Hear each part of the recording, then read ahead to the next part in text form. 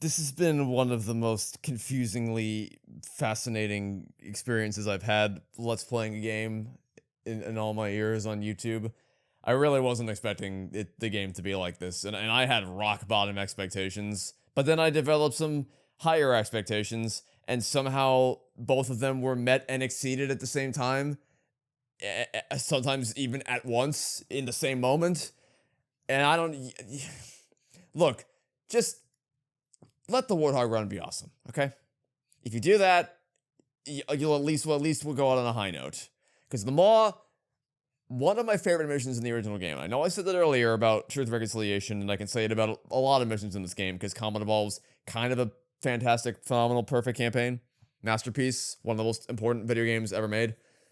But I really like the Maw as a perfect full circle button of a closer. I don't know. I guess we'll see. We need to get to the bridge. From there, we can initiate an overload of the ship's fusion engines. The explosion should damage enough systems below it to destroy the ring.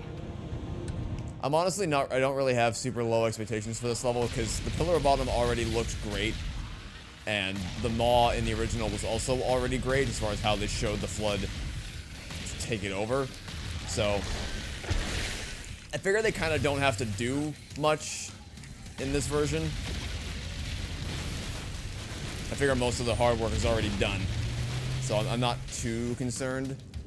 And like so far, they're already off to a good start. Well, the intro to the cutscene, not so much, but the level is off to a better start.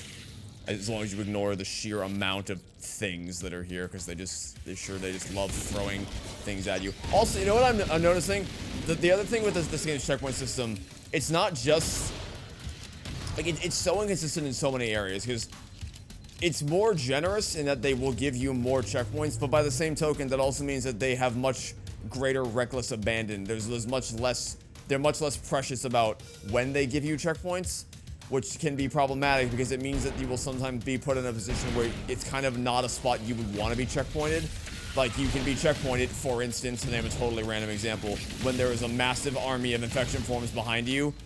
That's not a great, like, you should, every checkpoint you revert to should be safe. It should be a calm before a storm that you can safely return to, and that is not something that can be said for most of the checkpoints. Well, sorry, not most of them, but a non-insignificant amount of checkpoints in this game that can be said for, and it's really getting on my nerves. Because that happened at some point earlier in the game, too. And it happened again just now. Which is weird, because that did happen in the Combat Evolved, but it happened rarely. Like, in all my years of playing Combat Evolved, I can only think of one time in where I was given a checkpoint in an undesirable position. But in this game, I feel like it could happen a lot more frequently. By the way, I haven't said anything. I've been avoiding saying it, but I am really starting to feel the fact that the assault rifle only has 36 rounds instead of 60. You know, it's almost like the original game was balanced around the idea that your assault rifle had 60 rounds and not 36. It's almost like the original game isn't a terrible, awful, old, stinky video game, and there was actually really careful, intelligent design choices that were made and circumventing them for some stupid reason. Really for no, I can't even fathom why you would make some of the changes that you made. And just circumventing them arbitrarily might have some kind of adverse effect on the way the game plays. Maybe. I can't say for sure that that will happen, but it seems like maybe it might. Maybe giving me the ability to sprint around wildly with no limitations or no stamina meter might impact the degree of challenge that can be experienced in this game. Who knows? Maybe I shouldn't be able to just sprint past everything. Alright, let's see how the hunters fare against the shotgun. The answer is not very well. The answer is they go down very quickly to the shotgun. So that should make these guys something of a trivial matter. 1, 2. 2 shots. And in fairness, that is probably in large part because the Flood already did some damage for me, but it's not a whole lot. Alright, who's here? A bunch of Spec Ops. Yep, just like in the original, Spec Ops Grunts, Spec Ops Elites. Actually, that might be... No, yeah, that's a Spec Ops Elite. Cool. Yeah, this all looks great. This all looks exactly it looks somehow even better than it did in Pillar of Autumn. I see that Lawn Cobb inspiration, the fire, and the visual effect that has on the room is oh my! Of course he went kamikaze right next to me. By the way, it's very possible that the Fuhrod guns in this game are just as devastating as they were in the original game, but it doesn't feel that way because the original game had this thing called a health system, which this game doesn't have. So you can't just one-to-one copy damage values and expect it to have no impact on how the game plays. But that is what they did. I swear to God, they went another gun kamikaze. They did. Just one. I need you to upload me into the control systems. The terminal is located next to the main view screen.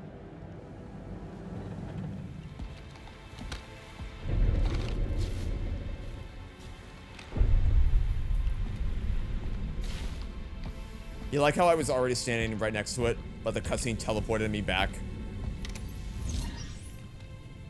I leave home for a few days and look what happens. This won't take long. There. That should give us enough time to make it to a lifeboat and put some distance between ourselves and Halo before the detonation. I'm afraid that's out of the question. Really? Oh, hell. Ridiculous. That you would imbue a warship's AI with such a wealth of knowledge. Weren't you worried it might be captured or destroyed? He's in my data arrays. A local tap? You can't imagine how exciting this is. To have a record of all our lost time. Human history is fascinating. Oh, how I will enjoy every moment of its categorization. To think you would destroy this installation, as well as this record. I am shocked. Almost too shocked for words. He stopped the self-destruct sequence. Why do you continue to fight us, Reclaimer? You cannot win. Give us the construct, and I will endeavor to make your death relatively painless. At least I still have control over the comm channels. Where is he? I'm detecting taps throughout the ship. Sentinels, most likely. As for the Monitor, he's in engineering.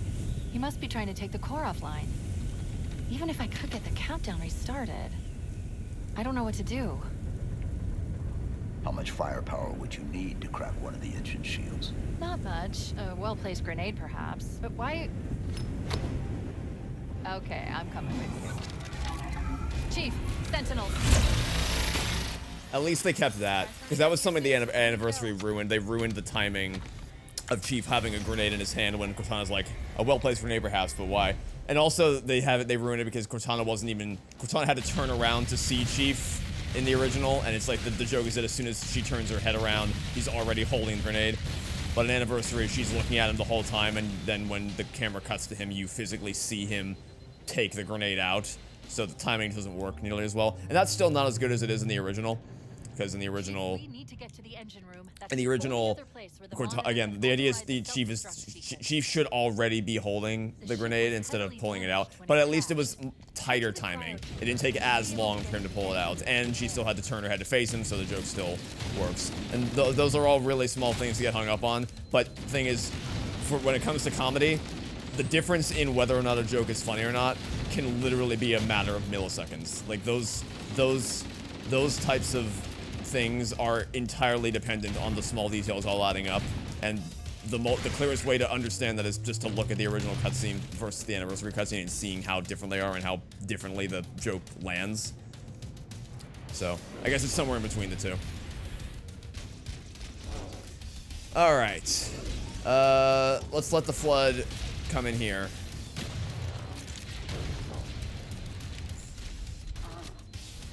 Can I let these guys go at it with each other? I don't know if there's any left for them to go at it with each other.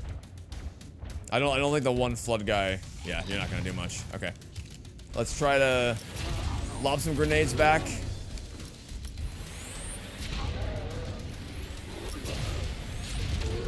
I killed one of them. And then I should be able to take out the other guy with just the shotgun. I didn't want to have to face two of them at once, but one of them should do. One of them I should be able to make do. Yeah, because the plasma grenades already did so much damage that all it needed was one shotgun blast to finish him off. I like the green hue, the green sort of foggy hue. It's overlaying the maw, or if the overlaying the pillar bottom. You know what I mean.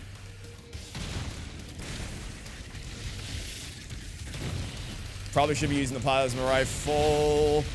Oh, the sentinel beam. Oh, maybe I should go back for that. Let me mop up all of you, because this is almost out of ammo anyway. Anything special hidden over here? Because in the original game there was a health pack, but there's obviously no health anymore, so...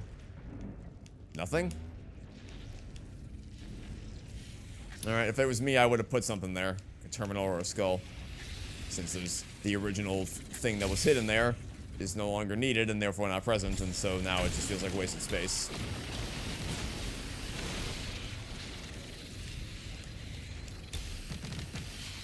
I really, really love the way the Sentinel Beam looks, feels, and sounds.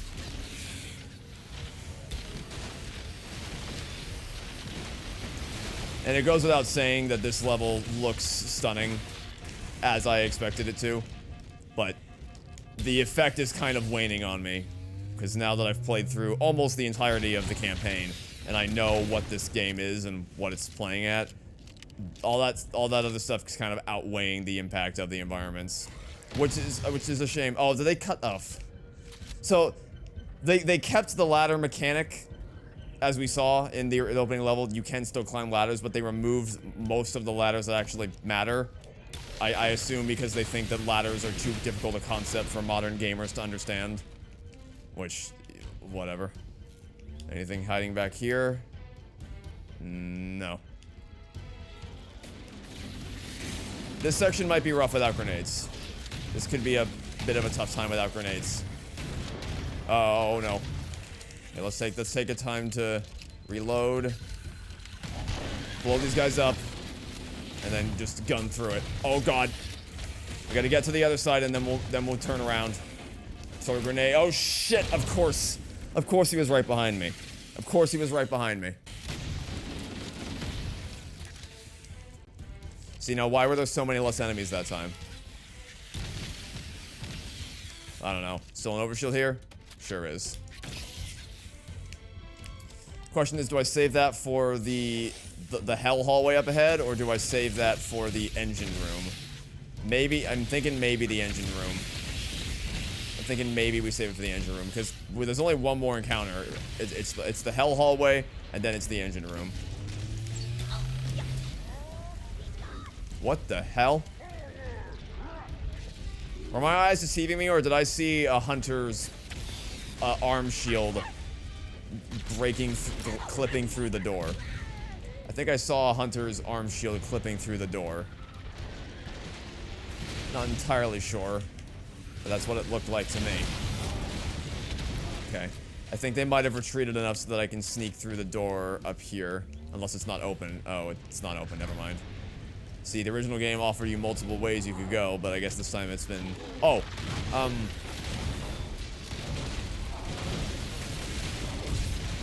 Thanks? That worked. He's just standing there with his back turned to me for seemingly no reason.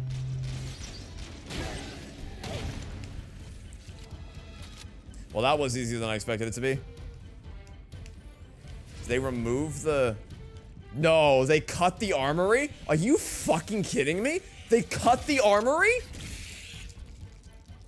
Why do you hate me? The original game, there was an armory you could go to stock up on rocket launchers and grenades and everything you could ever need before going to the engine room. Or was it... Oh, did you... Never mind. What they did was actually worse. Oh, you fuckers. So, rather than giving the player a choice, and so in the original game, there was a choice. You could either go left to the engineering room or straight ahead to the armory. But in this game, because they just don't trust you at all, they moved the armory to be down the same route as the path to engineering. Sure. Yeah, alright, whatever. Let's just go.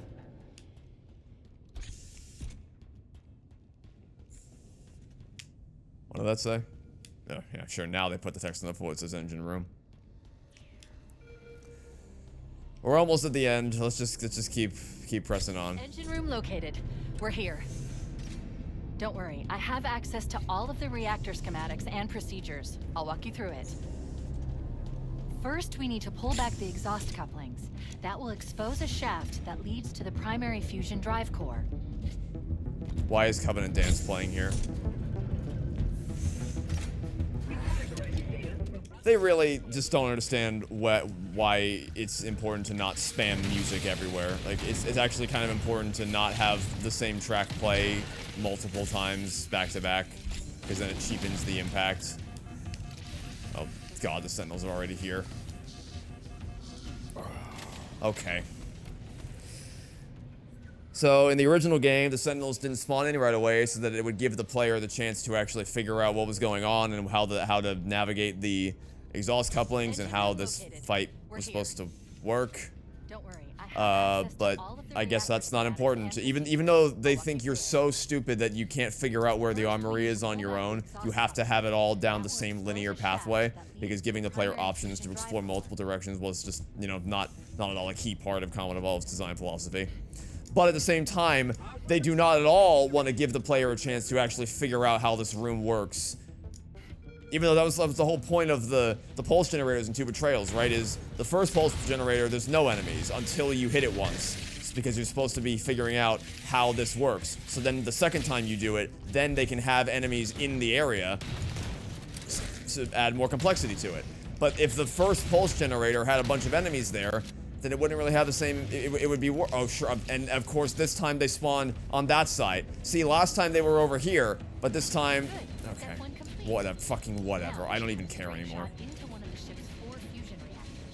Can I reach it from down here? We need a catalyst explosion to destabilize the magnetic containment field surrounding the fusion cells. Use an explosive. I recommend a grenade or rocket. If you run out of explosives, there is an armor station near the See, so there's a small problem here, Halo Studios, because that line doesn't make sense anymore. See, in the original game, the armory station was actually located down a different pathway that a player could go to if they needed a bit of extra help.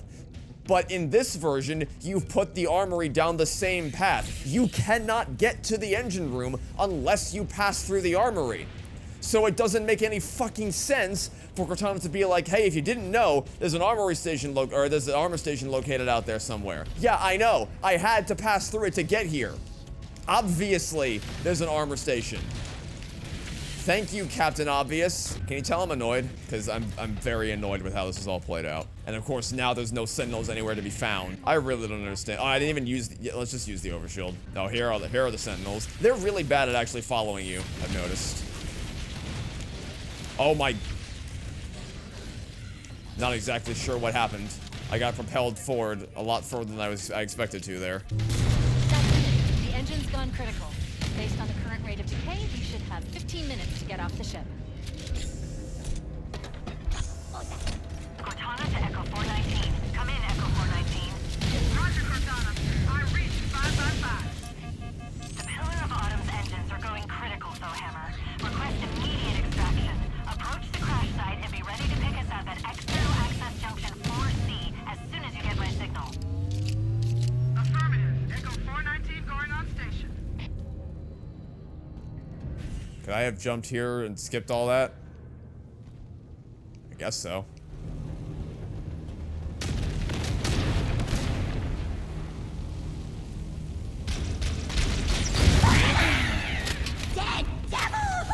I don't even have any idea what killed me, and I don't even really give a shit anymore. Oh, that thing I was talking about with terrible checkpoints, spawning me like literally as a grunt is in the middle of firing fuel rods in my direction. Like, that's the kind of thing I expect from Halo 2 on Legendary. Let's try this again. Rockets, grenade, rockets. So she said 15 minutes. I'm looking forward to seeing how that gets turned into 6 minutes, which was the standard amount of time you had to escape before the ship exploded during the Warthog run. 419 to Cortana. Things are getting noisy down there. Everything okay? Negative. We have a wildcat destabilization of the ship's fusion core. The engines must have sustained more damage than we thought. Man, she really just doesn't care, does she? She sounds more robotic than she did in the original game. Also, this elevator is moving so fucking slowly. Alert. Our RV point with Foehammer is further towards the ship's bow than our current position. Use a Warthog to reach the extraction point, or we'll never make it in time. Activating final countdown timer. When it reaches 0, the engines will detonate. So what happened to 15 minutes? You remember 2 minutes ago when you said 15 minutes? What happened to that? I don't know.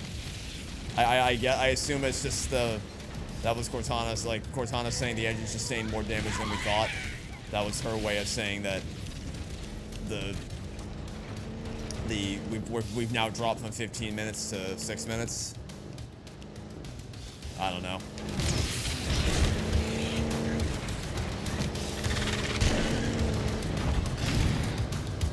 I did appreciate that open section. Kind of looked like you were driving through the ruins. There's ruins of a battle with how heavily everything crashed and burned. I forgot to take the tunnel.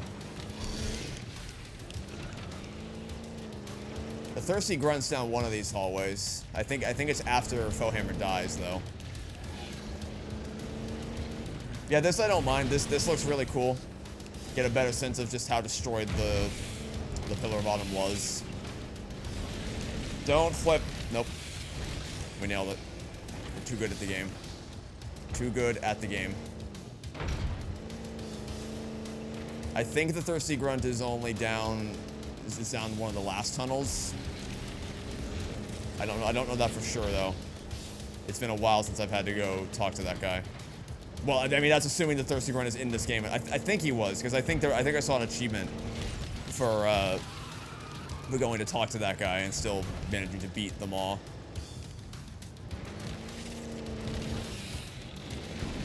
I guess we'll have to wait and see. I'm curious how they're going to justify Foehammer's death, though. Cortana to Echo 419. 2 Covenant Banshees are approaching on your 6. Evade. Say again, evade. Roger, Roger. I see him. Wait one. Come on. Come on. Breaking right. Damn! Too late! I assume that wasn't meant to be her death, because that would be horrible if that was the case. I mean, they We need to get through that mess and rendezvous with Foehammer. Don't stop for anything. Yeah, okay. I thought for a second that was going to be how she died, which would be horrible because it was in the middle of a massive battle and not where, like, everything except her was meant to be the focus. Oh. Fucking course. Fucking course.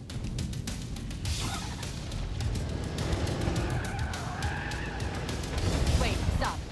This is where Foehammer's coming to pick us up. Hold position here. Cortana to Echo 419. Request extraction now. On the double.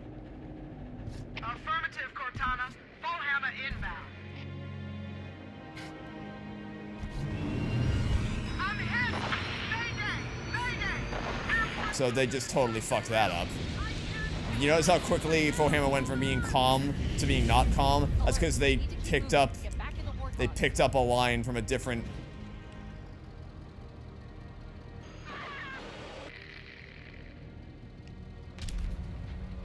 Yeah, that was just worse. They 419. It's gone. Calculating alternate escape route. Ship inventory shows 1 longsword fighter is still docked in Launch Base 7. If we move now, we can make it.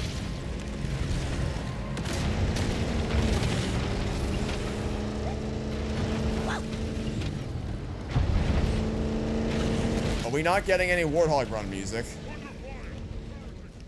Oh, there it is. It only took a minute. They took one of Foehammer's lines from earlier in the mission, like when the elevator ride was supposed to be happening, and then stapled it into the minute, like the literal last seconds before her death scene started, which, as you can imagine, doesn't really work because the tone is all off for how she's supposed to sound given the circumstances.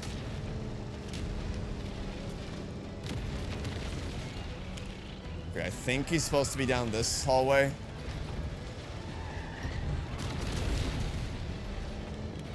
Yeah, I think he's down here. Wait on the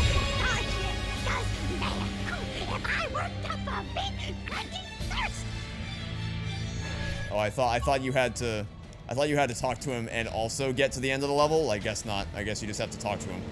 Well, so we still have enough time to get to the end.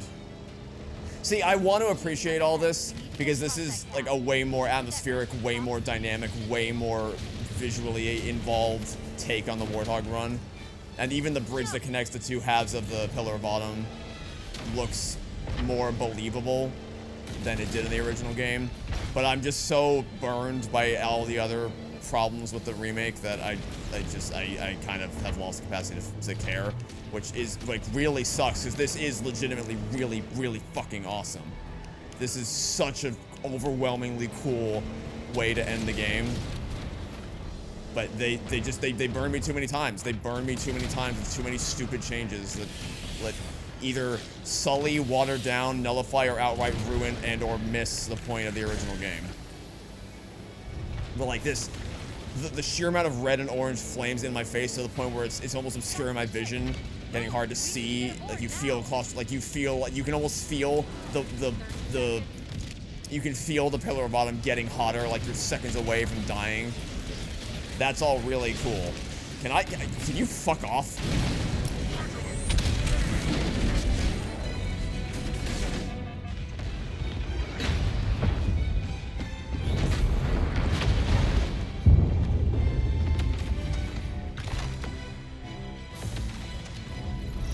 Wait, what is Chief We're in? cutting it close.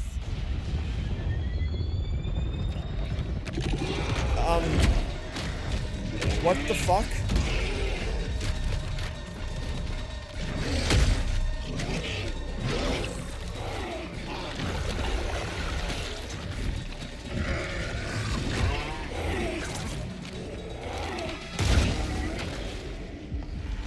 So what about the flood forms next to him that are just standing there? What about the other ones? What about the other ones? What about the other? No, game. No, game. No. 1 second ago, you just showed me they were right goddamn next to him. And then in the very next shot, it's like they weren't even there. There was only one flood form that was trying to get him, and the rest just didn't give a shit, I guess. Also, that's not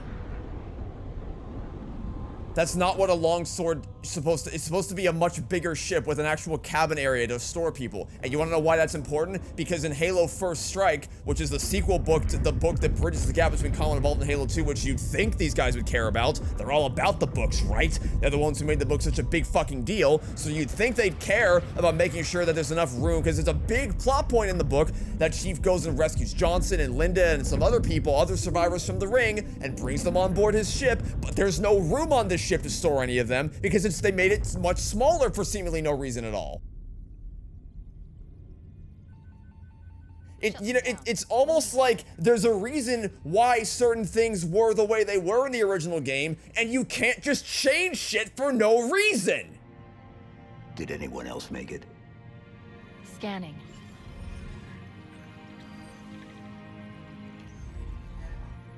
No. Just dust and echoes. We're all that's left. We did what we had to do. For Earth. An entire Covenant armada obliterated, and the Flood. Can you not smile when you say that? You fucking psychopath? It's finished.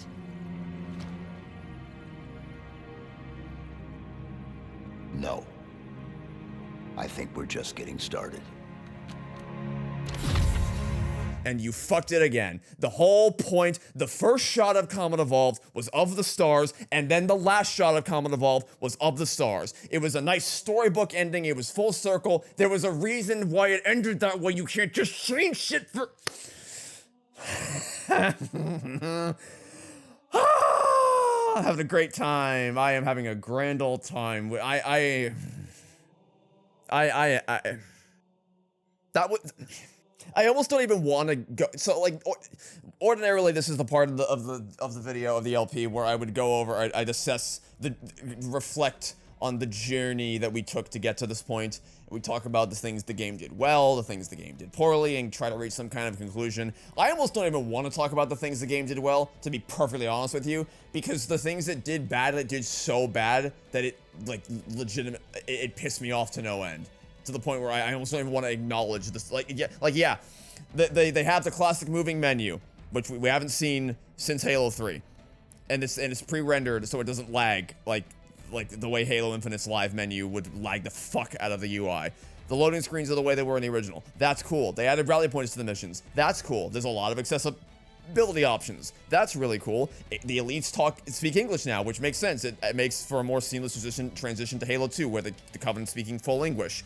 Every environment in this game is stunningly beautiful. It is absolutely breathtakingly gorgeous. It might be the most beautiful looking game I've ever played in my entire life, but it's up there. It's at least hands down up there with one of the best looking games I've ever played in my entire life. Some of the level design changes in Truth and Reconciliation and Assaults in the Control Room, those environments of minimizing redundancy and making the layouts more varied. The fact that there's no cutscenes to transition into and out of the Truth and Reconciliation, like you just grab lifts up and then jump out. There's no transitional cutscene. It's literally just you ride up and then you jump out. They kept the ability to sequence break the Silent Cartographer. That's cool. The library is obviously a vast improvement as far as you have a better perspective of spiraling around the central structure and going down deeper into the facility to reach the index. It visually changes as you go deeper down, and you see more of how the Flood are infesting the place, the same way that they infest High Charity in Halo 2 and Halo 3. You have a little bit more gameplay in the elevator sequences, so there's more wave defense there. That's cool. The tank forms, while I'm still unsure if there is a mechanical justification for why they are there, a narrative justification for why they are there, they at least enhance, they diversify the combat situations, encounters with the Flood, so I appreciate it from that respect. Two Betrayals had some nice changes. They added that middle section at the beginning so that it's not a giant no man's land with no cover, or like little slices of cover on the sides that weren't really that effective. The pulse generators, actually I'll come back to the pulse generators because I have more conflicting feelings on those.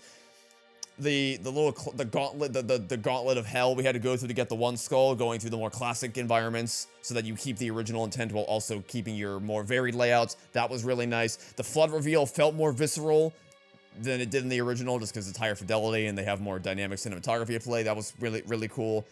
They made some things in the cutscenes clearer, like Keyes killing the hunters with the ship at the end of Truth and Reconciliation, or Cortana absorbing the index into her code, which is going to be important for the end of Halo 3 if they ever remake that game, which at this point I'm almost certain they are going to. They said it for a while. They have plans to remake the entire trilogy. They cleaned up some of the British slang, which didn't really work well for Cortana in the original game because they originally intended Cortana to be British, but then decided to not make her British, and they cast an American actress, that being Jen Taylor, so that's all cool.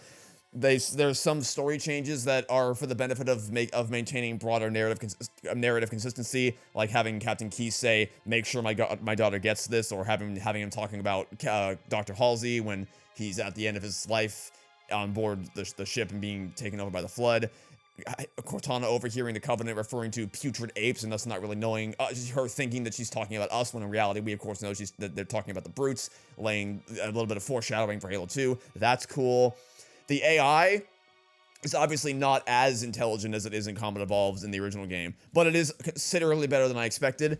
They're more aggressive, they will rush you, they will flank you, they will corner you, they will jump off of the tower to try to come kill you. That's all really cool. I like all that stuff. There is a lot of good in this game, but holy fuck. So, it should be noted that I played the vast majority of this campaign without sprinting, because I just don't. I don't want that in Halo. I just don't. And the reason why I don't want it is, as you've seen, I only tried to like actually fully properly use sprint to my advantage in the Keyes mission when I was getting so fed up with the game's god-awful checkpoint system that I was like, you know what, fuck this, I just want to get to the end of this as fast as I possibly can. So then I started sprinting, and then I realized, oh, is this game broken? I think this game might be broken, because the one and only time I tried to not engage with the game in good faith and just run past all the encounters, the one time I tried to do it, I could. And I wasn't even trying. Obviously, in the original game, if you're really good and you know what you're doing, even on Legendary, you can walk past a lot of the encounters. But that's because the people who speedrun the game know the game inside and out. They're experts at it. They know exactly how the game is programmed and how it works. It takes effort and skill and knowledge to do that. I shouldn't just be able to effortlessly run past everything the way I can in this game with Sprint. And to be fair, I didn't try it for the whole game, but if the one time I did try it, I did it effortlessly, I am almost positive that that is something that will apply to the rest of the game. And now when I do my Legendary run, I'm going to see how much I can break this game by doing that. Because I have a feeling I'm not going to encounter as many walls as I should by trying to sprint past everything. And again, all that good stuff, you can see when I play through this game. You can go back, all the episodes are up on YouTube for you to watch. There's stuff in this game that I really enjoyed a lot. But the stuff that they did, like and some of it's minor. Some of it is just some of this is death by 1,000 cuts. Some of my current stance on the matter and why I feel the way that I do is just because of a death by 1,000 cuts. Like in Mission 2, the fact that they didn't play the Halo cue right as soon as we came out of the drop pod, that was weird. That was a little off-putting. But if that was it, that'd be fine. So, okay, you missed that music cue. Big deal. Big whoop, whatever. But then you come out of the cave, the one that's not a natural formation, and you discover that, oh, the cave music is the big orchestral cue of ba-ba-ba, ba-da-da-da-da-da-da is overlapping with dialogue between Cortana and Foehammer. And the reason why it's overlapping is because it didn't exist originally. That wasn't supposed to, you weren't supposed to hear that dialogue until after you gave your first squad of Marines. So the original game didn't have this problem, but now because you change shit for no reason, because you just don't trust anybody to figure out how to get to the first Marine encounter, you had to ruin the reveal of that moment. And then you find out that they played the rock anthem for saving the world, the end of Halo, instead of not hearing it until the Sonic Cartographer for the first time. And then you get to Truth and Reconciliation, and you discover that the Hunter fight is losing a lot of its impact, because in the original game, there was no music for the entire Gravlet fight. So then the moment when you finally heard music, when the Hunters came out of the ship, you're like, oh shit, this is a big deal. Music is playing. That means something big is happening, and it is something big that's happening. It's the Hunters. It's the first time in the game you fought the Hunters. It should be a big deal. It shouldn't be treated with as much musical significance as the entire rest of the gameplay of the common encounter that you would experience up until that point. You know, any one of those, maybe not a big deal, but when they all stack on top of each other, it gets a lot. You start to realize, oh, you just don't understand. You fundamentally lack an understanding of what made the original game work. Another example of a small thing, beginning of 2 Betrayals. Cortana started yapping about how they need to destroy the Halo ring before the Sentinels died, when in the original game, you were focused entirely on killing the Sentinels, and then after you killed the Sentinels, only then did Cortana start telling you about what needs to happen next, because of course the idea is to not distract to the Chief, it's to let Chief do his thing, then once the coast is clear, then talk about what comes next. And, like, again, the pulse generator, I initially was like, okay, well maybe they're doing this so that it creates a bit more diversity in the gameplay experience, and that you have to go around and defeat, instead of just being able to walk into a room, stand in a light beam and then leave. Now you have, because you could do that for the second pulse generator. You could just walk in, hit the second pulse generator, and then walk out without having to fight anybody except the people on the entrance. But in this version of the game, you can't do that, because you have to engage with the room. You have to go around the perimeter. You have to find all 3 stations and destroy them. But I'm realizing I actually don't think that is the reason why that was done. I think, honestly, the only reason why that was changed is because they realized, oh, wait a minute, if there's no health system in the game, then we can't have players just walk into a light beam and drain their shield, because then they'd obviously instantly die as soon as their shields go down, because there is no health buffer anymore.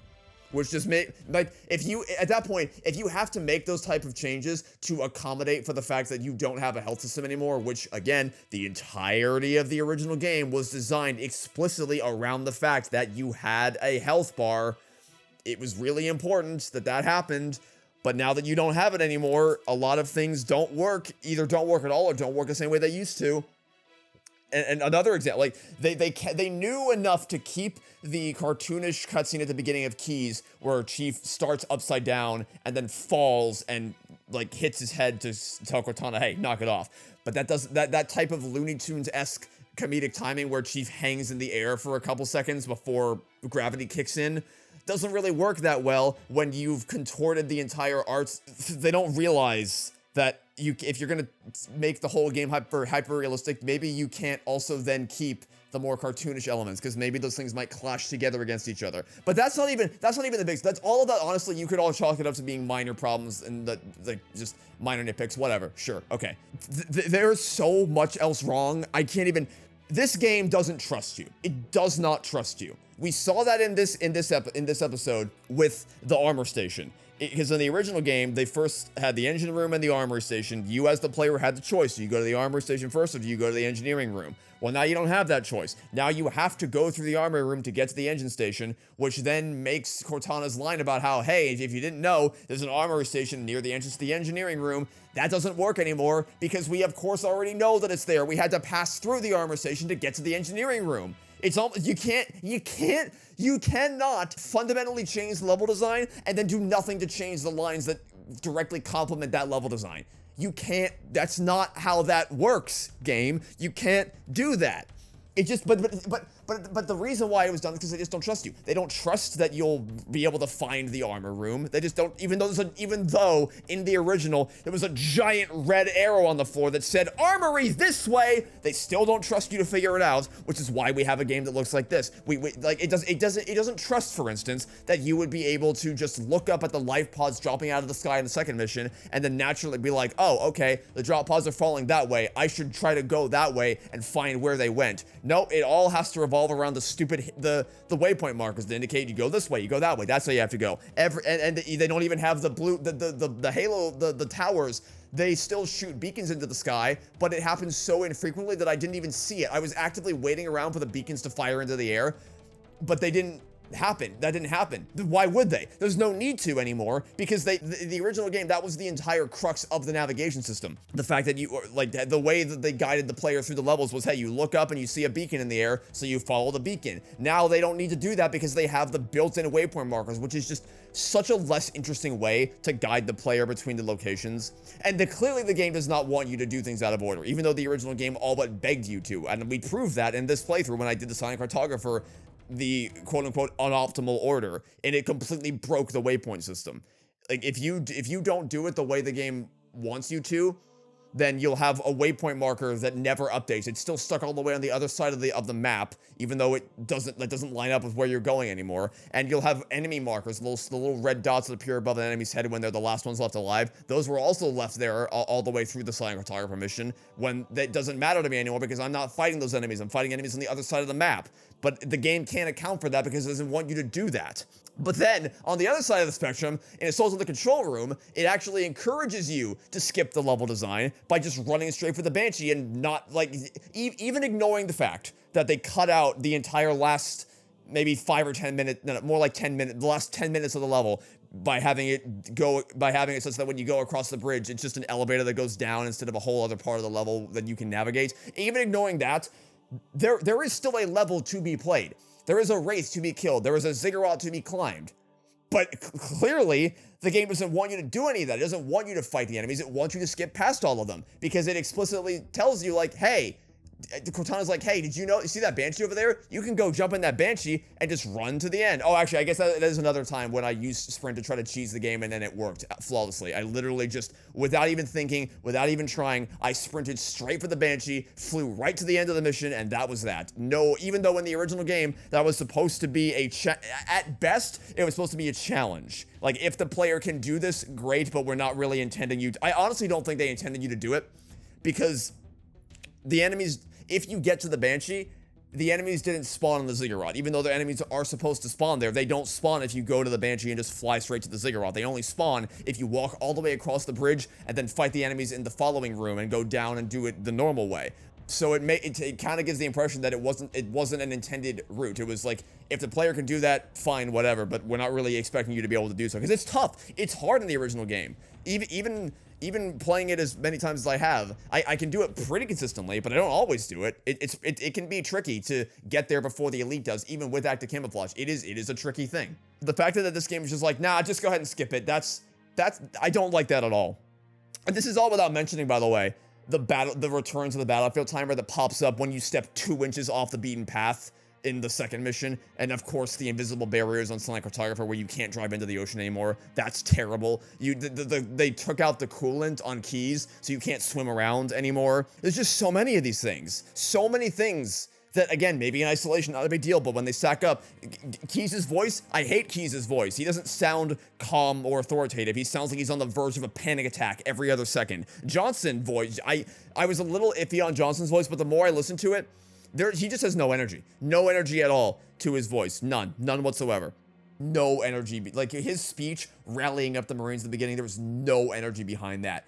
At all. None. Absolutely zero, which is embarrassing because that is one of the most iconic parts of the original game is the speech that Johnson gives to the Marines. Especially because, and this isn't even the fault of the writers or anything, this is just, I don't want to say it's the fault of the actors because Jen Taylor, I know, is a phenomenal voice actress and she just sounded horrible in this game. I can't even call that lazy. That's just strange. I'll tell you what is lazy though, is them reusing the line of, uh-oh, another bandit dropping in behind us. They're trying to flank us. That's kind of a neat line when you hear it once, but then you hear it a second time in Truth and Reconciliation and it's like, oh, well, that kind of cheapens its impact when I hear the exact same line with the exact same delivery and the exact same cadence 2 times in a row, instead of it being the standout moment that it was in the second mission. It makes the world feel more artificial. It makes it feel more like I'm playing a video game.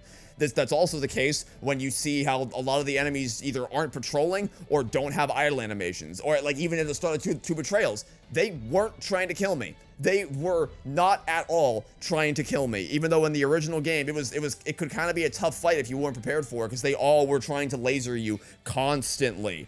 And it doesn't, so the world doesn't really feel alive in that sense. It also doesn't feel alien enough because they've smoothed out all the rough edges. All the zigzaggy patterns and the uneven hills in Assault to the Control Room have all been smoothed out to be indistinguishable from human architecture, which is not the point of the Forerunners. They're supposed to be similar to humans, but not identical, as I've gone over extensively throughout this LP. And as much praise as I have for some of the level design changes, like they did the 2 Betrayals, for instance, they managed to maintain the nighttime atmosphere there really remarkably well when they were unable to do so for the first anniversary edition back in 2011. But Truth and Reconciliation, that level ain't dark enough. I'm sorry, it just isn't. I was so excited when I saw that night vision was still in the game, but it doesn't really matter, because you don't need it. You never have to use it. The first area tricked me into thinking the level was going to be dark enough to necessitate it, but the rest of the level, no, it didn't. The Keyes was a dark level. That was a good level. That was a good, nice, moody level. Truth and Reconciliation, on the other hand, nope, way too bright. Way too goddamn bright. And this isn't, this so, I think, I honestly thought, like, I'm actually kind of surprised by how pissed off I am by a lot of this stuff, because I thought I was going into this game, honestly, I was expecting my biggest takeaways to be that the AI was bad and Cortana sounded horrible, but otherwise it was fine, it was inoffensive. That is not all the case. Like, I hate Cortana's voice, don't get me wrong. I hate how she sounds more like the weapon than her original snarky self, and I absolutely despise that she expresses almost no emotion for the key moments that you'd think would necessitate some kind of intense reaction. Like, the Autumn's accelerating, Keyes is going in manually. It's more like, the Autumn's accelerating, Keyes is going in manually. Or like the moment at the end of, the worst one, I think, is at the end of Assault on the Control Room, when Cortana should be freaking out about the Covenant found something on this ring and, like, frantically trying to get Chief to go and save Keyes before it's too late, but she just doesn't even try. It's like she doesn't care at all. Same thing is true for when she reveals what the ring actually does, and is also true for when Keyes is about to die on the Keyes mission. She hears him slowly losing his mind, and the fact that she smiles at the end of the game when she's talking to Chief about how we did what we had to do for Earth. We had no choice. That is borderline psychotic and sociopath. Like, and you know what I just realized? I fucking wonder if the reason why they made those changes is to more naturally set up Halo 5 and her turn to the dark side. Right? Because think about it. In 2 Betrayals, right? She didn't say, humans, Covenant, whatever. We're all equally edible. She said, humans, Covenant, whatever. You're all equally edible. She said you, not we, which might sound like a weird thing to get hung up over, but just think about it in the wider context. Why, what reasoning could there, because that isn't a mistake. That is a conscious choice you would make in the writer's room to change it to something else. You have to do that on purpose. You don't accidentally do that. So what is the motivation? What reason could there possibly be to have Cortana refer to humans as being something other than herself if you weren't trying to lay down more natural groundwork for later on in the game, later on in the series, when suddenly you're like, oh, well, see, it makes more sense for Cortana to turn against humanity because she always saw herself as an other to humanity. I bet you that's what they were doing. And I don't know, maybe that's a little too conspiracy tinfoil hat theory for you, but I don't know. I can't think of any other reason why you would make that change if that wasn't the reasoning why. They all feel uncanny. Cortana looks uncanny. Everything just feels slightly off because there's these weird, awkward pauses between the dialogue, and just like every fucking Disney live action remake, it takes 3 times as long to accomplish the exact same series of events. The energy is gone. There's too many gaps between the words, so the flow of the conversation is broken up. It doesn't feel as brisk. It doesn't feel as lively and urgent, which you'd think it should, particularly for a scene like the opening of Two Betrayals, where you realize how this giant Halo ring you almost fired has the potential to wipe out all life in the entire galaxy. That I think is the most blatant example of just, sorry, I got distracted because I'm realizing they're showing the credits for the original game on screen. I legitimately didn't think that they were gonna do that. That's like, bravo. I mean, you know, bare minimum, right? You would hope that they would do this, but they systematically cut out all of the credits of the original Bungie games from the Master Chief Collection, so I was fully expecting them to not show the credits for the original game, but they did, so bravo. Another example of them not understanding is in Tree of the Reconciliation. Cortana there's a line where the Marines are bitching about how Cortana takes so long trying to, like, hurry up, Cortana, we can't hold out forever. And then Cortana professionally says, don't worry, I'm working on it. And then she comes off the main intercom and starts talking only to Chief. And under her breath, she says, I'd like to see you try to crack this door. She says in more technical jargon than that, of course, but she says something to that effect. But in this game, she says that over the intercom, which that's not her character. She's supposed to be snarky. She's supposed to be like playing nice to the Marine's face, but then under her breath it's more like, fucking asshole, I'd like to see you try to do this. Special thanks to Marty O'Donnell and Mike Salvatore for composing notable music in many of the Halo games. What a weird way to phrase that. What an incredibly bizarre way to phrase that. Anyway, that nuance isn't here, and this is what I mean. They don't understand. They don't understand what made the game work. Also, are they going to have Guilty Spark fly away from the Halo ring? Because they did in the original game. Are they going to have him do it here? Come on. Come on. Do it. No?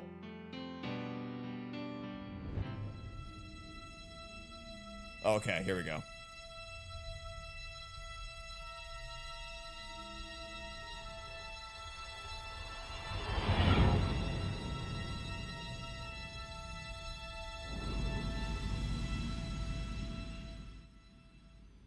Yeah, this is the kind of stuff, that's the kind of stuff I would have wanted them to do, is to more closely tie the games together. That sets up what Guilty Spark is doing in Halo 2, if that makes sense.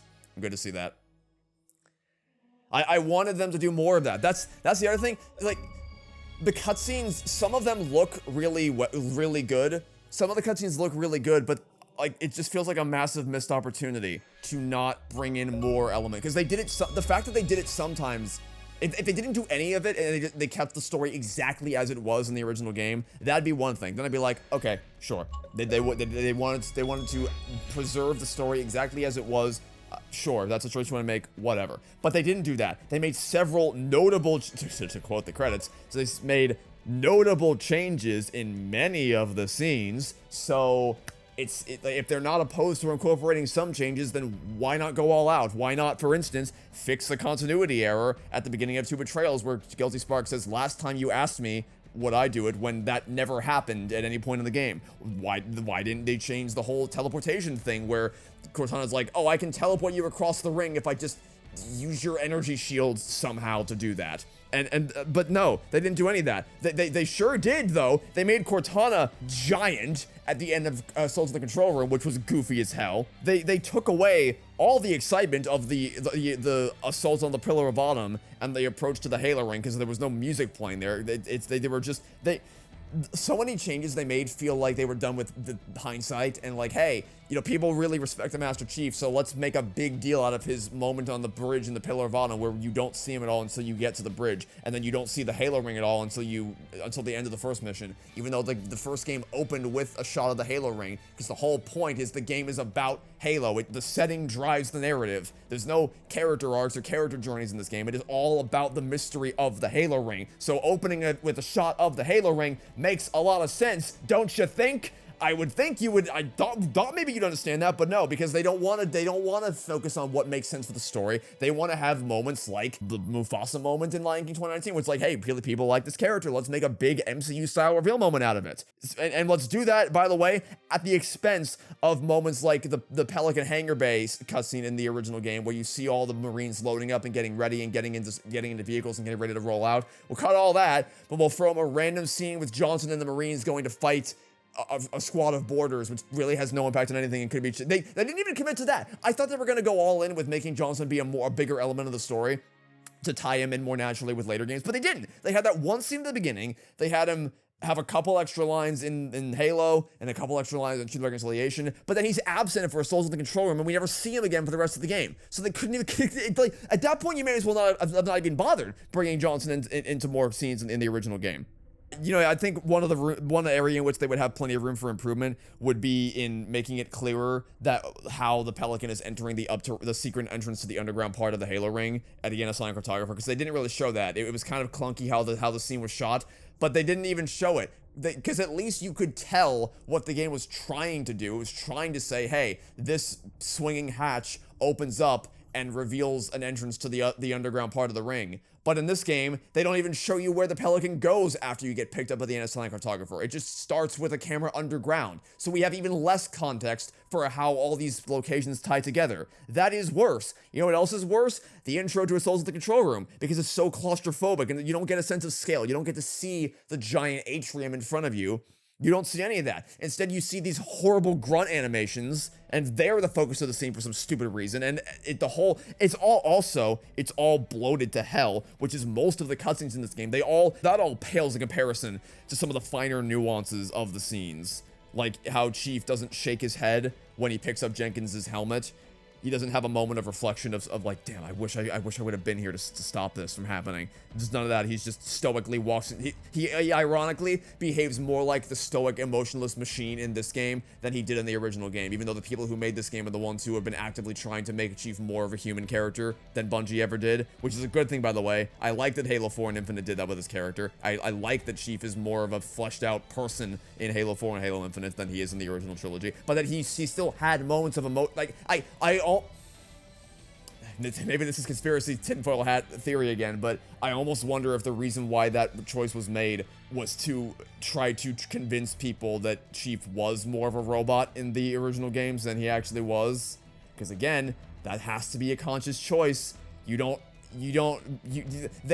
made such a big deal about how they found all the original storyboards for the Halo Combat Evolved cutscenes, as if they're some ancient texts that we can finally understand, that were previously just impossible to decode up until this point. 25 years later, we finally have the technology to understand what storyboards are and how to use them.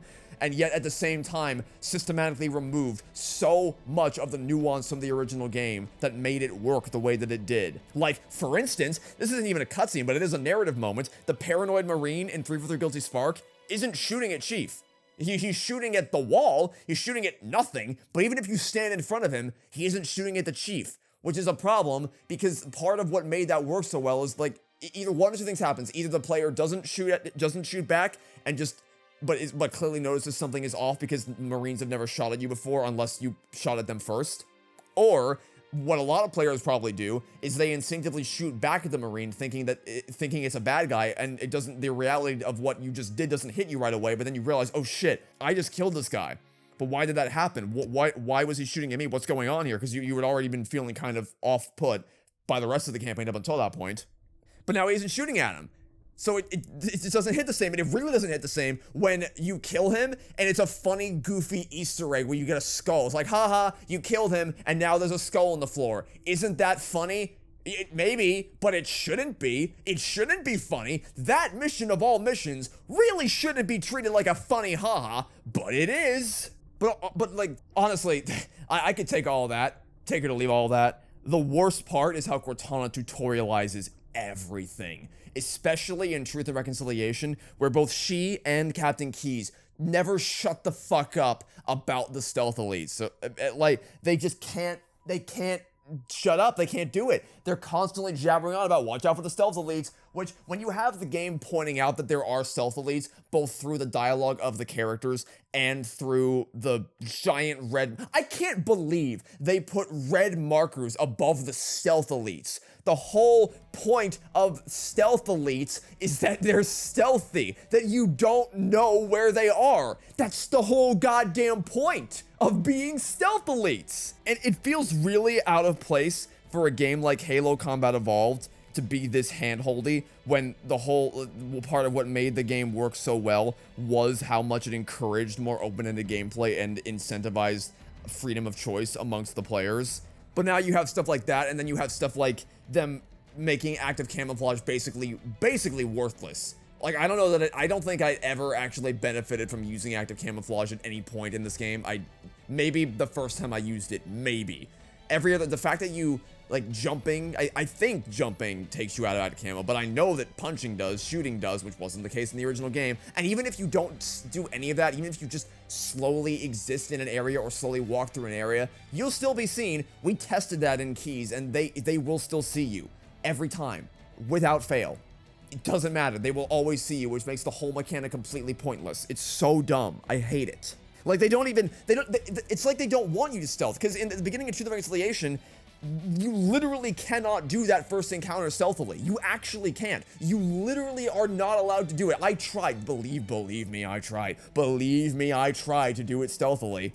Because what made that encounter so cool in the original game was that when you walked in, Cortana's like, stick to the higher ground, don't open, and then tells the Marines, don't open fire until you hear the enemy return fire on us. But even if you just fire one shot and no one fires back at you and you're completely in the shadows and no one can see you, the Marines will still go guns blazing, blatantly ignoring what Cortana just told them. It's terrible. It's terrible. And then later in the game, a little later in the mission, you come to a part where you're supposed to have a choice where you either go left or right, and whichever way you don't go, the Marines will go the opposite direction. That choice was removed from this version of the game because before you even get to that junction, Cortana already says, Marines, move up on the left. So it's like, okay, well then what's the point? Why even let me? Why even bother letting me? Why? It has the veneer of understanding what made the original game work, but it really doesn't, honestly. And again, I want to reiterate, fundamentally, it feels like Halo. It feels like Halo. There is fun to be had with this game. They have done a remarkably good job of recapturing the core Halo gameplay loop in Unreal Engine 5, which I was really worried about, because Halo has a very unique feel to it that can't necessarily seamlessly transfer over to an engine like Unreal. That's why a lot of people were worried about the game going over to Unreal Engine 5 and moving away from proprietary hardware. But they did it. They recaptured that feel of Halo remarkably well. I was really impressed by how well that carried over. Like the way the guns feel, the movement, it's all Halo. It's all there. Like I said, the AI behaved a lot more intelligently than I expected it to.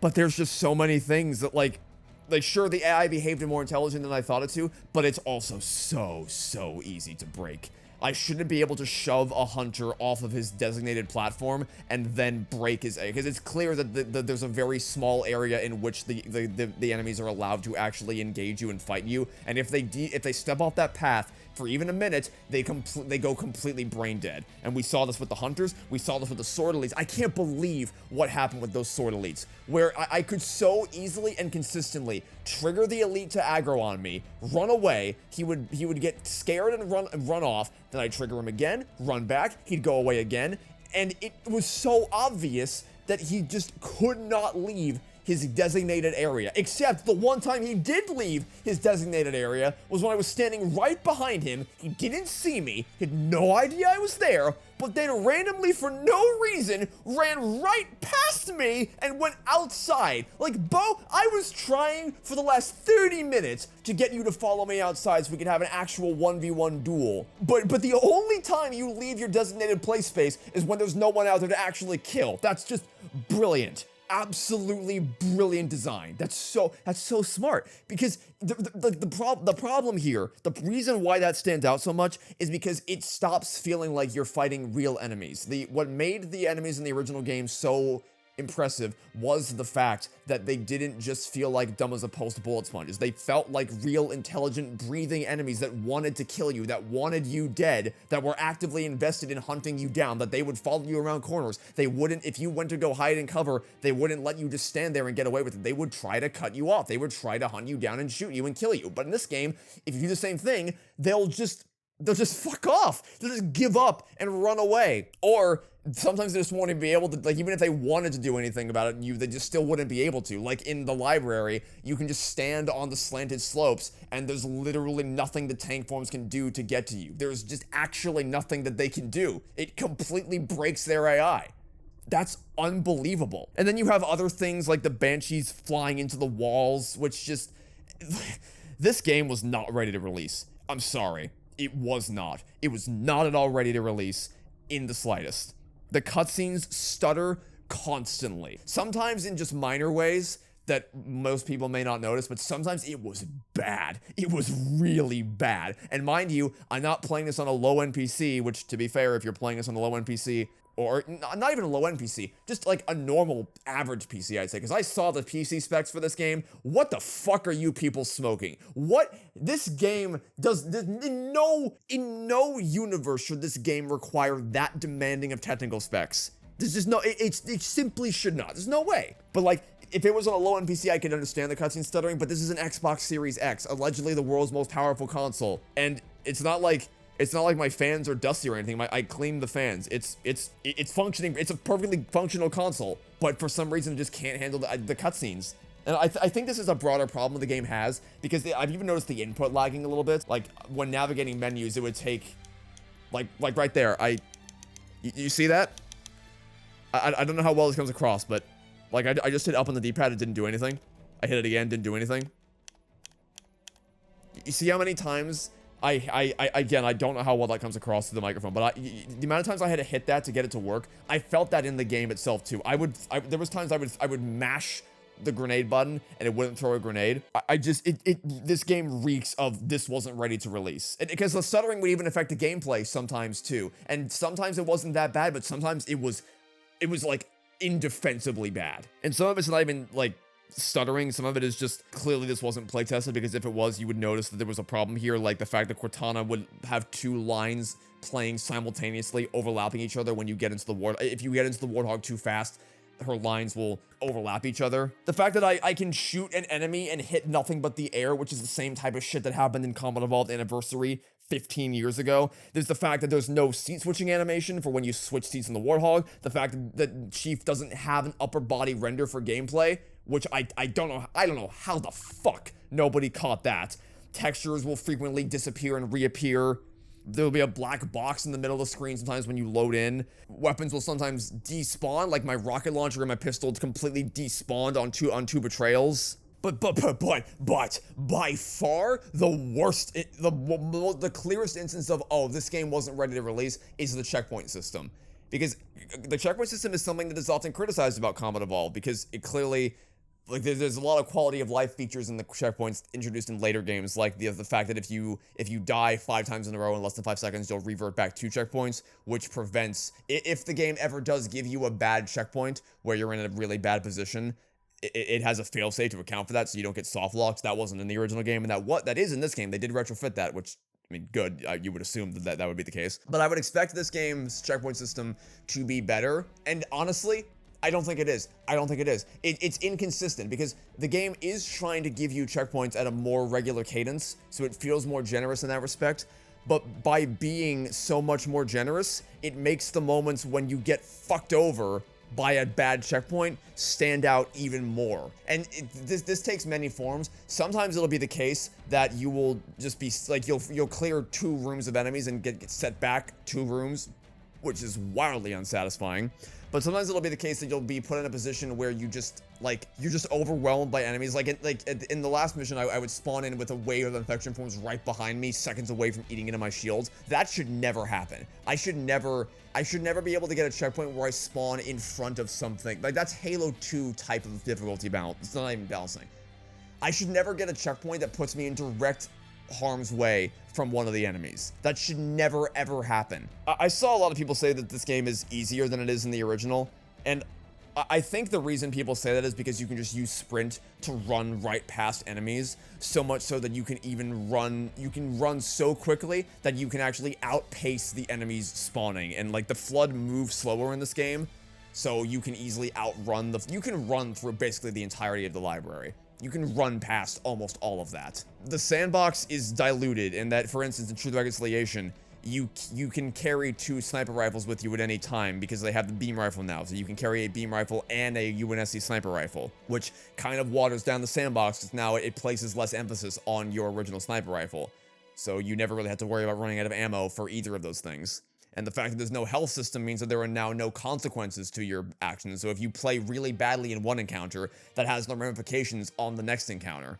And then you have the fact that the energy sword is here, which the energy sword is really cool. I love the energy sword. It's the closest the sword has ever come to feeling like it did in Halo 2 with how far it can lunge, how much ammo it has, and how powerful it is.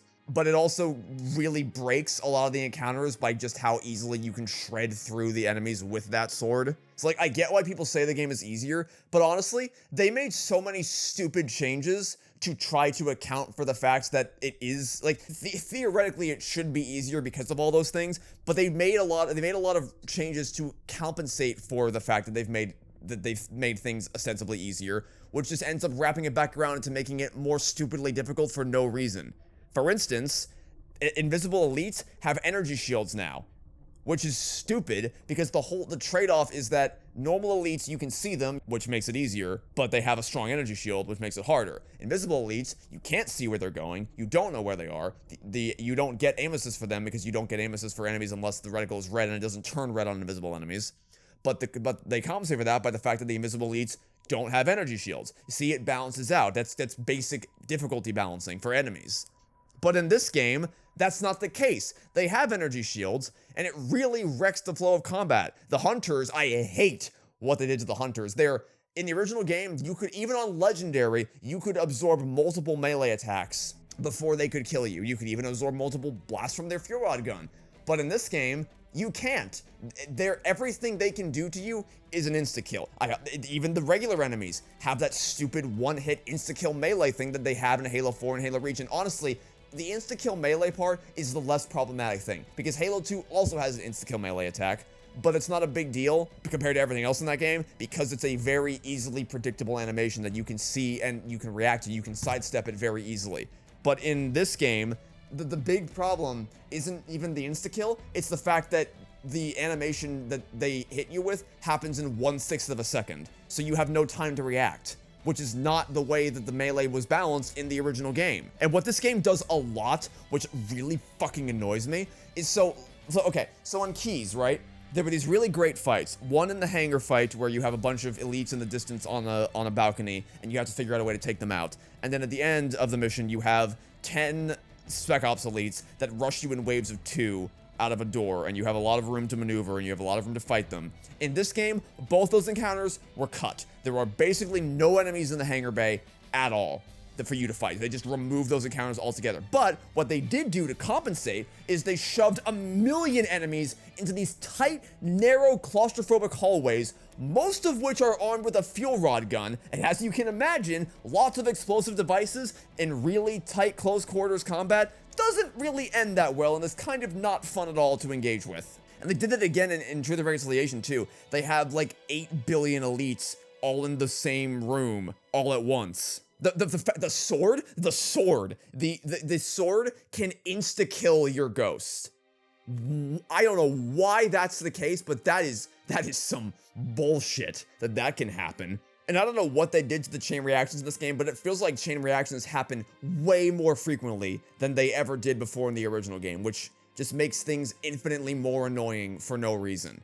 I almost feel bad for even saying all this, Because again, mechanically, the core Halo gameplay loop is intact. It feels like Halo, which is impressive because it was made in Unreal Engine, and I wasn't sure if they could pull that off. The environments, all of them are stunning. And all of the visual effects of the plasma scoring and the shield effects, they're so pretty. The UNSC ships are more designed, or sorry, they're more detailed, but they don't feel over-designed. There is a lot of visual clarity to be found there. All of the snow environments are pretty. The beaches are pretty. I don't jive that much with hyperrealism, but for what it is, it does look really, really good. And so I almost feel bad for shitting on it so much, because I did have fun with some, like, in truth, even with everything I just said, like, I can see people having a lot of fun with this, because I had fun with the game. I can see, for what the game is trying to be, or what I hope it's trying to be, which is providing an alternate perspective on the campaign, and a new way for veteran fans to experience the levels. You see more higher fidelity versions of levels like Assault on the Control Room or Silent Cartographer, and providing a fresh take on some of the later levels like the Library or Two Betrayals. I respect all that a lot. I can see that working really well for people. I don't think this is an indefensible dumpster fire or anything, but there's just so many things that show me they don't get this game. They don't know why people liked it. They don't know what works about it. And that sucks. That really sucks. Because, like, I knew going in I was never gonna let this replace the original in my mind. Like, I can see a reality in which this game was a perfectly faithful remake that could take the place of the original, theoretically.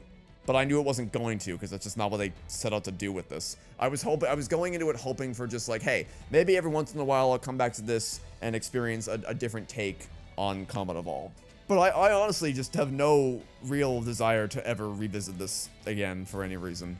Like, I don't know why I would ever play this. Now that I've played it once, I don't know why I would ever play it again. I'm glad I had the experience. I am glad that I played it. I did have fun with it in some respects. I did enjoy seeing the new levels, but I'm more annoyed than I thought I would be by a lot of this. And I haven't even gotten to the new missions yet, by the way, which I've heard that's a whole other can of worms, is these new missions. I've heard some things about those new missions that I'm kind of dreading. But yeah, I guess that's it for now. Okay, interjecting real quick, the post-legendary playthrough, little addendum to that rant I went on. I have lost all love for this game. Whatever appreciation I may have once had for its superficial elements, I have now realized are entirely superficial. I don't ever want to look at this game again after I'm done with this. I did this just for the sake of one, the achievements, two, for context sake, I wanted to see when it was already as unbalanced as it was on heroic difficulty. I wanted to find out how bad it was on legendary, and it is so much fucking worse than I expected it to be. It is not far removed from Halo 2 and Halo 5, where you will step out of cover, and within a second and a half of doing that, your shields are already drained. The vast majority of my legendary playthrough of this game boiled things down to the point where my only option in a given scenario was to hide around a corner or behind a door or behind a rock or something to that effect, and just systematically pick off everyone one at a time, because there's so many enemies that deal so much damage so quickly, there is nothing else you can do. I thought maybe the shade turrets would make the Truth and Reconciliation Gravlift fight easier. It didn't at all, because you just get one shot out of it. The checkpoints are abysmal, like even worse than I thought they were, because it's not even just a matter of having to redo extensive sections of the game you already cleared, because it doesn't checkpoint you at all. But when it does checkpoint you, sometimes it'll checkpoint you in the middle of a squad of enemies. This even happened on Heroic, but it happened way more on Legendary. And that's not even mentioning all the other technical issues that I encountered. For instance, light bridges sometimes just won't fucking work. You'll phase right through them. That's amazing. Enemies will glitch into the ground. You'll shoot enemies and they'll just disappear instantaneously. There won't even be a death animation for you. You'll just like poof out of existence, and it lags like a motherfucker. I don't know why that may be the case, but I am in. Maybe it's because we're on Legendary, so there's 8 million more enemies than there used to be. So and the game can't keep up with it. And if you want a prime example of what I'm talking about with more enemies, let me show you. So I just did this wonderful room, which I didn't even realize until this playthrough, by the way. There's actually another route you can take around the side, which completely negates the challenge of this whole thing, because the whole point is it was only supposed to be one hallway that you could take between the two sides of the engine room, which would force you into a choke point. And that was the challenge. You had to find a way to get through and clear it, even with all the enemies standing in your way. So I did that. I also noticed this time, like, everything in this game is slower. Literally, even though it lets you sprint, everything in this game is slower. Everything in the cutscenes takes longer. It also applies to gameplay elements, like the exhaust folds. For the 4 reactors you have to shoot in the engine room, they take so much longer to retract from the wall than they did in the original game. And boy howdy, when you marathon through this game on Legendary and you just want to be done with it, man, do you feel that. But you feel it even more when after you go through all that, you're in the home stretch. When in the original game, all you had left to do was one little encounter with a bunch of guys on an elevator, which by that point, the game pretty much knows you're going to be able to plow through it. It's kind of just a victory lap because obviously you still have rocket launchers and you can just take them all instantly. And it was kind of the same thing on Heroic. Wow. On Legendary, Big Brain Halo Studios thought it would be a really great idea for as soon as you get out of the engine room, what are they gonna put around the corner that wasn't there on Heroic? What do they think would be a great idea to cap off this game? Let's put another fucking hunter! So I run past this guy because fuck this game and Sprint just lets you do that. But then you discover there's another hunter right here. It's just fuck you. That's all it is. It's just a giant fuck you to the player for wanting to. I cannot stand this idea that these people seem to have that Legendary is supposed to be just a fuck you difficulty. That's supposed to be Lasso. That is supposed to be Legendary All Skulls On. That is what that difficulty is supposed to be. It's not supposed to be Legendary. Legendary is fun in the original game. It is. I'm sorry, it just is. It is a brutal but satisfying, fair, rewarding, and fun challenge to overcome. This Legendary on this game, I have not experienced. I mean this with my entire chest. I don't think I've had a gameplay experience in a Halo game this miserable before. I truly do not. I struggle to think of anything that stirred up this level of frustration in me. But yeah, so like this is also why I'm running past the encounter, at least trying to. I'm sure I'm gonna die here. Or maybe not. Oh, I live? How about that?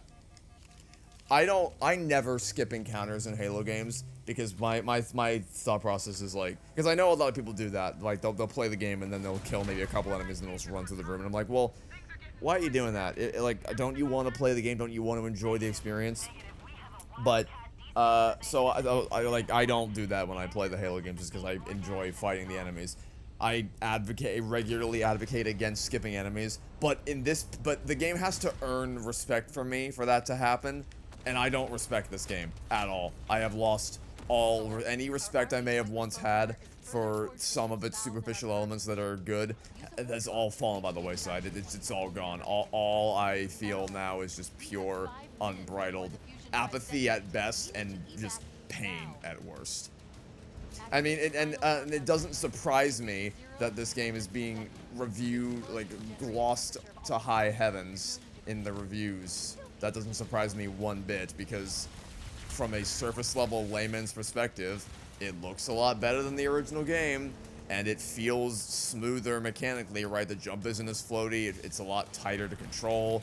It has all the makings of a more modern, polished experience, but it also demonstrates an astounding misunderstanding of the core of what made the original game what it was, and it on top of just being a buggy mess.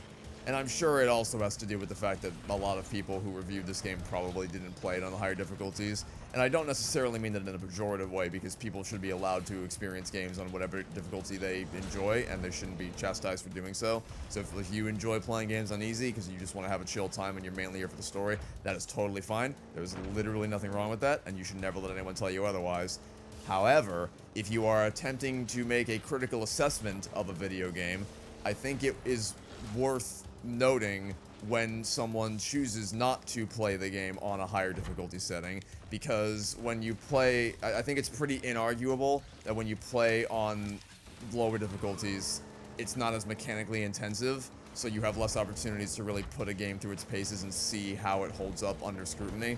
So, like, and I'm sure if you play this game on easy, I'm sure you would probably think it was a wonderful experience, because you wouldn't encounter things like insta-kill, melee. Honestly, that I think is the main thing. Like, if I had to pick one thing about the balancing in this game that really pisses me off, it's the insta-kill melee, because I love that the AI can rush you down. I love that the AI is smart enough to try to corner you and try to overwhelm you and won't let you get away with just hiding around a corner. Like, it will not let you do that. That's a good thing. That is something worthy of praise. However, it does not mix very well with the fact that when they do rush you down around a corner, they can instantly one-tap you and kill you no matter how much health you have left. And said animation for the one-tap takes place in 1/6 of a second. Those two things don't jive well together, but you probably wouldn't notice that if you play it on easy or if you play it on normal. So all you see is this cool new atmosphere for the Warthog run. You see all the strides that have been made as far as eliminating redundancy in the original level design, or enhancing the atmosphere, having more vibrant color palettes. That's all you really see. The cutscenes I kind of don't get. The cutscenes I like, apart from just having more dynamic cinematography, I guess that's kind of all they have going for them, because, and I can see, I guess, that being enough to convince someone that they are better made cutscenes overall. But again, it's just like, I understand why people say that little details don't matter, because they are little details, but what I routinely try to make clear as far as explaining why I value little details so much is because little details make or break, especially when it comes to comedic timing. It can literally be a difference of a millisecond in timing as to whether or not a joke lands. That it can literally be that small. And I don't think there's any clearer way to demonstrate how important those little details are than by looking at things like these remakes, be them remakes of beloved Disney classics or remakes of timeless, iconic, legendary, trailblazing video games such as Halo. Those are the clearest indicators. Like, you can look at a scene, any given scene from this game, and if you hadn't played the original, there's nothing apart from, like, surface level things like Cortana looking goofy as fuck in the ending of Souls of the Control Room. I'm still not over how funny that was. Like, from a high level perspective, I can see how you would probably be like, well, there's nothing wrong here. It all functions. It all seems fine. It looks pretty dynamic and interesting. Like, I get all that, but the thing is, like if you have no frame of reference, I can understand how you wouldn't think there's anything really wrong. But when you do have the frame of reference, you understand how much those little details can be the make or break the difference between whether or not something works or not. Also, we're not going to make it, I don't think, which is interesting, because I'm pretty sure I took the fastest route I possibly could to get here, because it seems like they're actually interested in eliminating as many options as possible from the player. Yeah, I'm not watching. Oh, I can't even skip it. Oh, I can't even skip it. Oh, fuck you. Wow. I can't even skip it.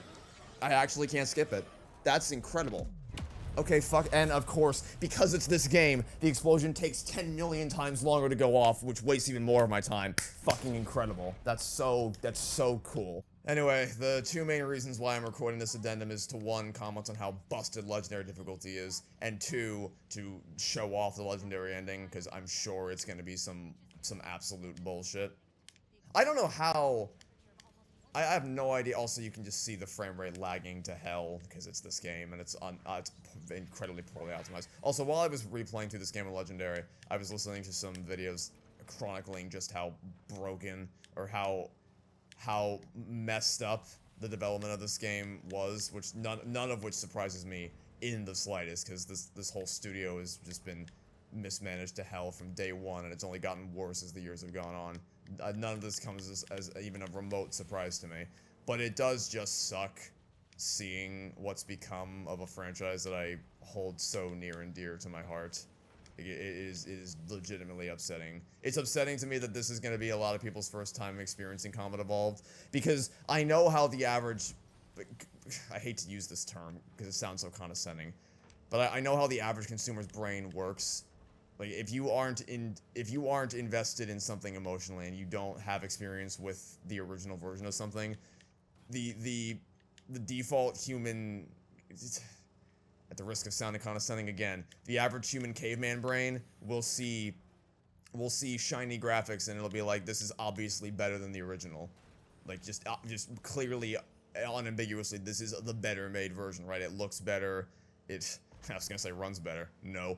It looks better, it sounds better, and like all that is kind of enough. Because when you look at the original game where it's just a bunch of, like, the Pillar of Autumn, for instance, oh, look at all these gray corridors, gray, boxy environments, oh, it's so boring, you can't even see out of space. But in the new version, you can see out of space, you can see all the battles happening, the camera's moving around a lot more, there's much more dynamic blocking.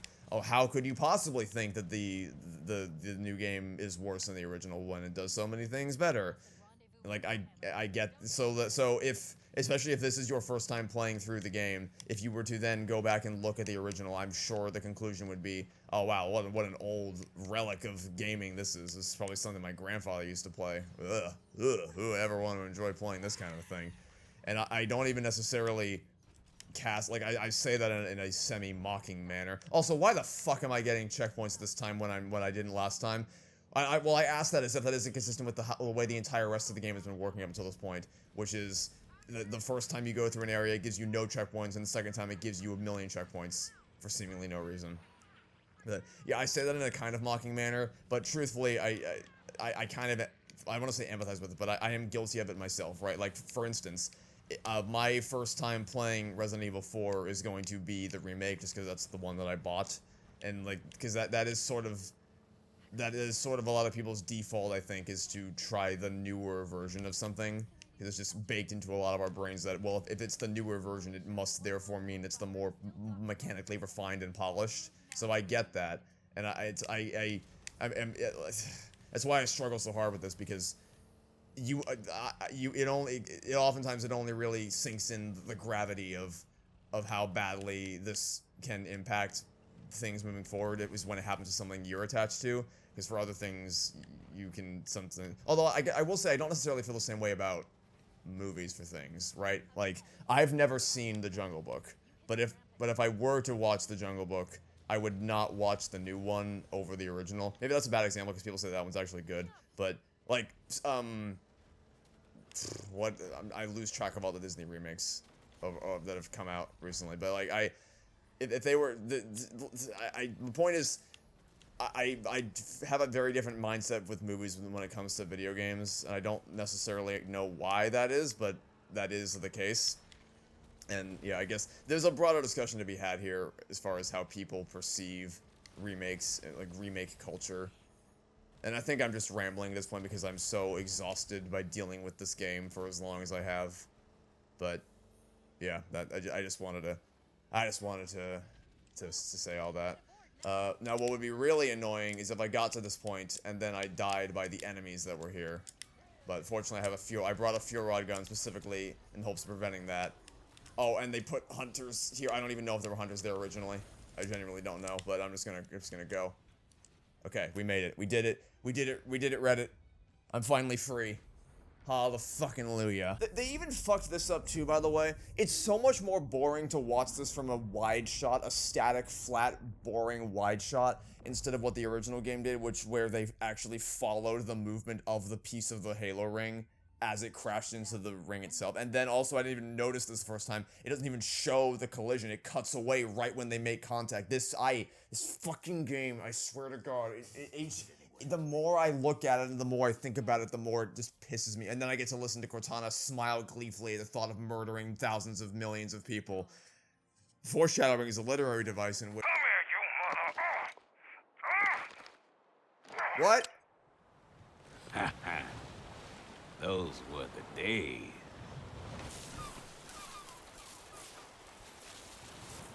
What?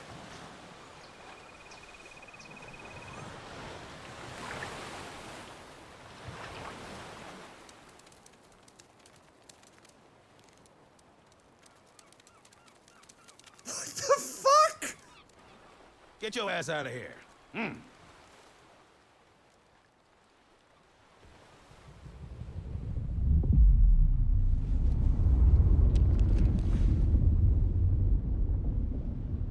Oh, shit.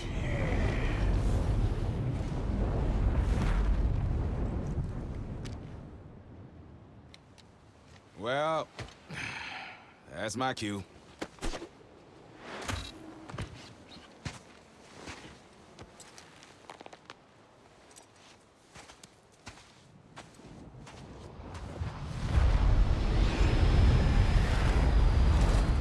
You're not fucking serious.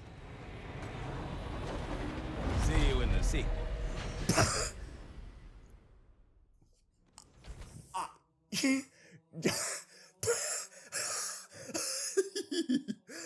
Fuck off. Fuck off. Oh my god. You can't be serious. Are you... Get over yourself. Will you kindly crawl down out of your own ass? Holy shit, man.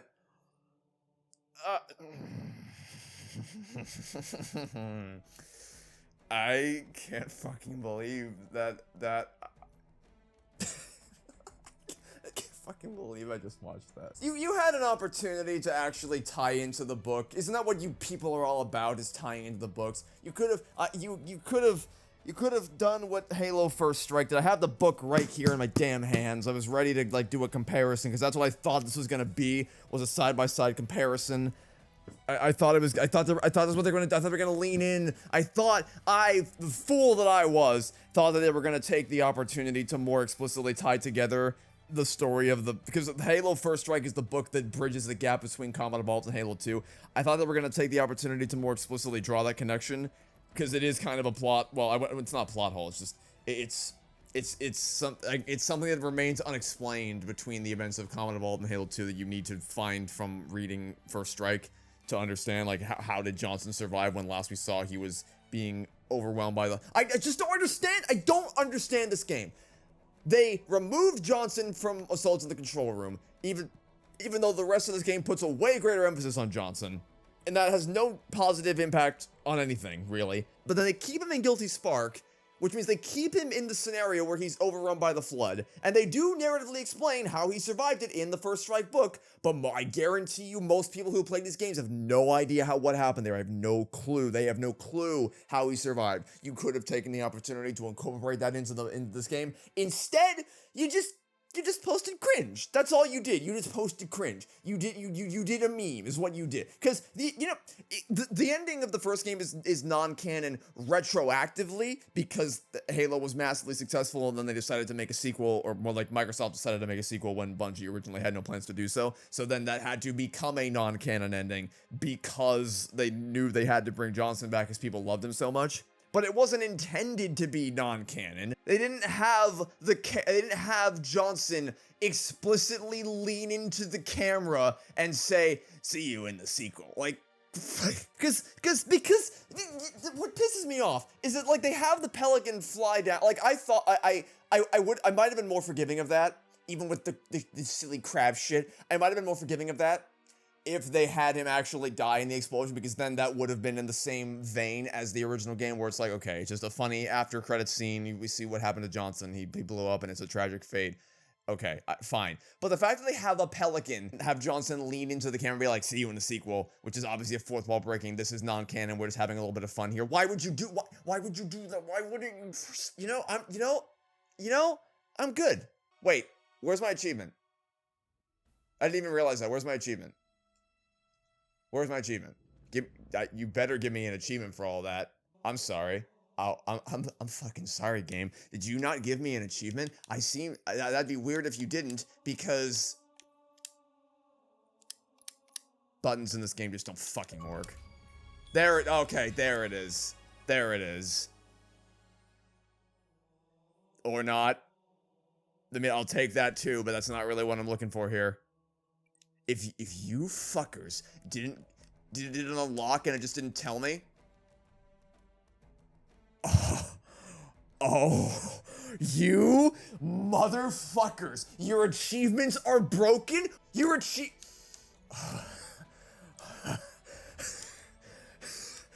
You motherfucker. So now I have to figure out which mission I didn't, which of those last 2 missions didn't. Yeah, okay, back to the original video. That is. But I hope you enjoyed playing the game if you played it. I hope you enjoyed listening to me rant about it if you didn't. And, yeah. That'll be it for now. Thanks for watching. Stay tuned for next time. And hope to catch you all next week for the bonus episodes of Halo Campaign Evolved. Goodbye.